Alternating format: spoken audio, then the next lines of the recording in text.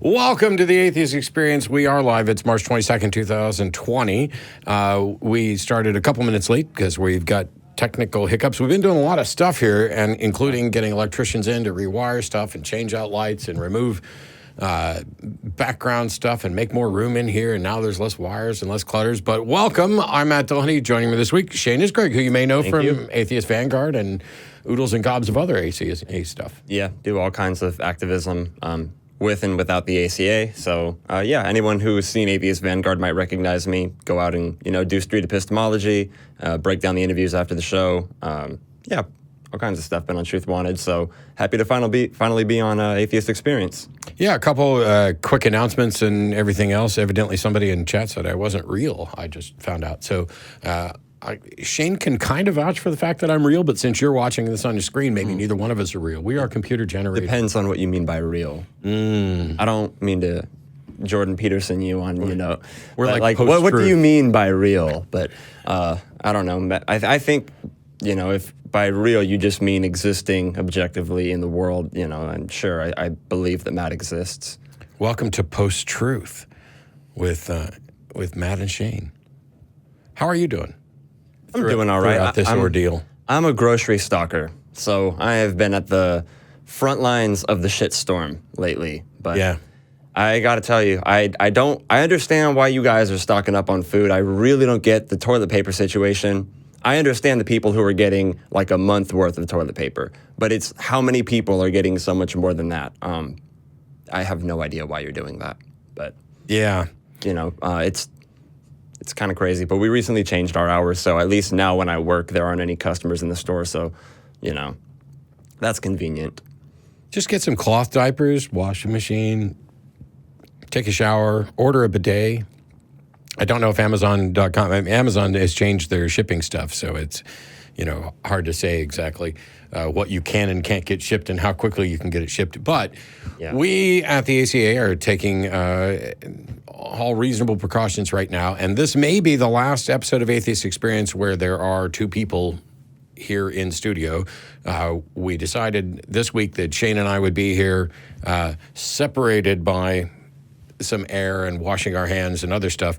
The only other people in the building, there's no studio audience this week. It's just the guys on the other side of that wall. Yeah, less than 10 people in the building. So, meeting the legal requirements, you can't have up to 10 people. So we've changed the layout in there as well. And, everything is back up and working. So huge kudos to Vern and the electricians and all that. Yesterday was the Austin Atheist Day celebration, and it was supposed to take place on the steps of the Capitol.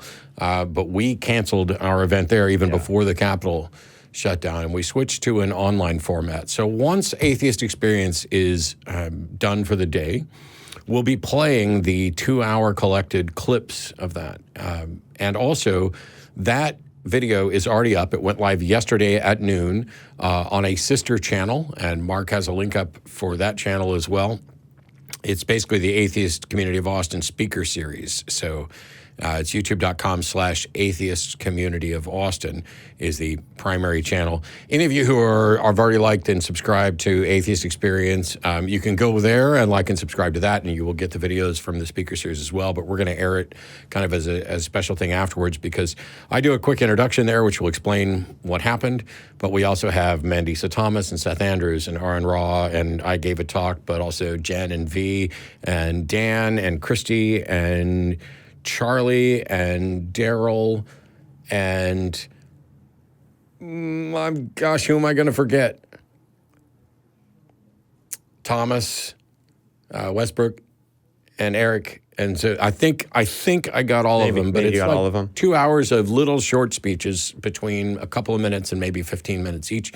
And so you get thoughts from each one of us about, why Atheist Day is important, what goals and missions we're actually working for. I'm glad that you both still did Atheist Day and you made the adjustments before there was actually a ban in place on large gatherings. I'm glad that the ACA took it upon itself to say, we're not going to be a part of getting people to gather right now. And, ACA is currently at DEFCON 3.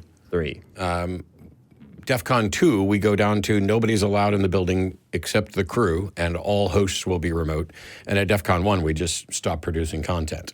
We're hoping we don't get there, but watching what's happening, and I'm optimistic that maybe we're getting ready to turn a corner on testing and treatment. I've been pretty much self-quarantined at my house for the last week. Yeah, I was actually going to leave the country for my first time and go to Europe. My trip would have been 2 days from now.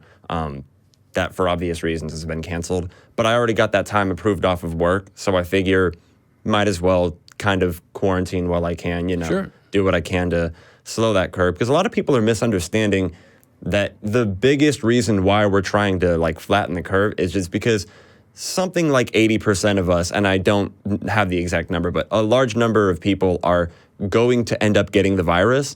And it's important that we don't all get it at the same time, because that would overwhelm our healthcare system. And we're already kind of starting to see that in New York. It looks like they're starting to make arrangements for temporary hospitals. And, we have to come up with plans on how we're going to get more ventilators and all of that stuff. So do what you can to just slow down. You might get it, but try not to get it at the same time as everyone else. Yeah. And I've been playing Doom Eternal, which came out on the 20th, streaming that. So for those people who aren't aware, I guess maybe I never mention it here, but I stream live on Twitch, and I've had a Twitch channel for 5 years, and every day somebody new comes in and goes, "Holy crap, it's Matt Dillahunty streaming games, and I didn't know you were a gamer." Yes, I'm a gamer. I was at QuakeCon 97. I ran the #1 Counter-Strike team in the United States. I am a hardcore gamer of both first-person shooters and ARPGs and some platformers, but also board games and dex games. I fucking love games. Yeah. And I will play the hell out of them. And so quarantine's a really good opportunity. I think I streamed Doom Eternal for about 7 hours yesterday, which is a middle-of-the-road stream for me. I've done 24-hour streams. I've done 2-hour streams. Yeah. I mean, apart from activism, video games is mainly what you do anyway, right? So this isn't entirely different for you, your lifestyle. I'm going to go do what you always record a couple of videos and then go back in the room and stream some Doom. Yeah, so that works out. It's business as usual, apart from, not getting to hang out with as many of my friends. Right. That's been the harder part for me, is just wanting to have large gatherings and just kind of thinking, if I don't have a really good reason to go see somebody, then I shouldn't go do it. Because one of the problems with this COVID-19 is you're asymptomatic for a while after you get it. So you could have it and not know it.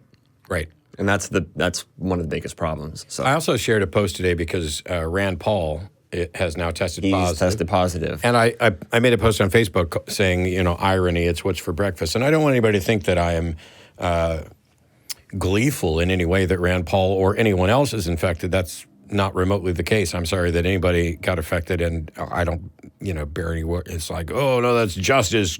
Screw you, Rand Paul. No. The irony of it was that there was legislation that was going to be voted on specifically to start addressing this and move funds around. And he basically held our health care hostage by attaching an amendment which included things like pulling us out of Afghanistan, things that weren't even relevant to the thing. It's let me get my pet issues in at the expense of other people's health. Right. And he got tested because he's in the Senate. He has access to a test that other people don't have access to yet. He didn't have any symptoms. It was just a precautionary test, whereas I have a friend who has a friend who has symptoms and is sick with a fever, cough, everything else, and cannot get tested. And because they talked to somebody else, those people now don't know if they've been exposed or not. Right. I would like to see an increase in the availability of tests. Yeah. Because Rand Paul's asymptomatic, or he isn't symptomatic yet, but he's in a higher risk category for having, severe response to all this. But yeah, here's what I would leave in my comment in regards to some people saying that it's justice or not. If I believed in karma, this would strengthen my belief. Yeah. That's what I'm going to leave it at that. Yeah. Except I don't. Right. So you ready to move on to some calls? Let's do it.